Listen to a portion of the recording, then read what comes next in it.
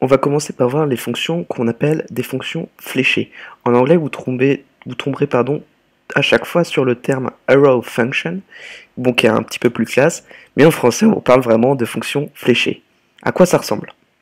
Ici, on a une fonction parler qui va simplement prendre deux paramètres, prénom et message, et qui retourne une chaîne de caractères composée des deux paramètres. Si je devais écrire cette fonction avec une fonction dite fléchée, voilà la première chose qui changerait. Hop, prénom, message. Première différence, on voit que le mot function n'apparaît plus dans la syntaxe. C'est pas incroyable, je pense, à prendre en main, c'est quelque chose qui va se faire assez rapidement, je pense, pour n'importe quel développeur JavaScript. Deuxième nouveauté, la flèche, qui est composée donc, si on peut le décomposer, hop, de ces deux caractères mis côte à côte.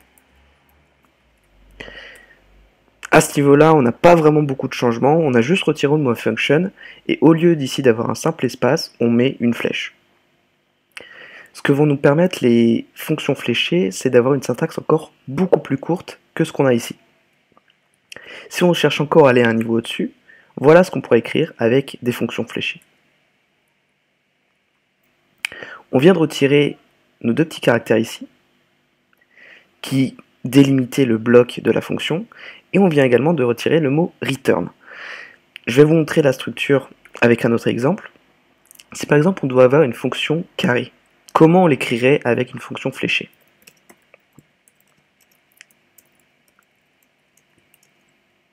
Hop. Tout simplement.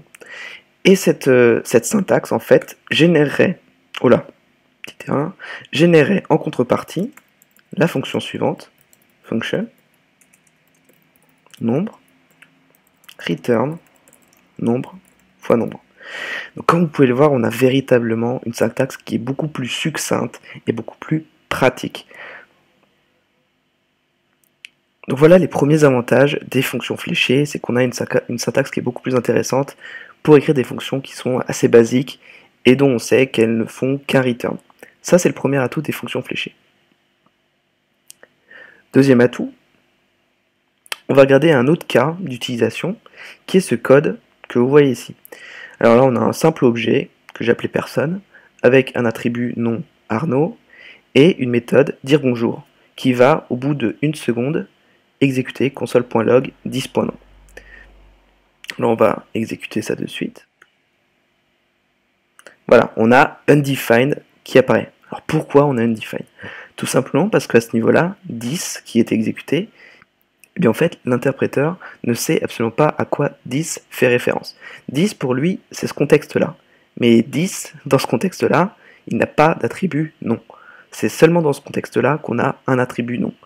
Alors généralement, pour contrer ce problème, voilà ce qu'on aurait écrit, var self, ou généralement parfois on peut l'écrire date, on retrouve pas mal de notations, qui pointe sur 10, on aurait ici mis self, on enregistre,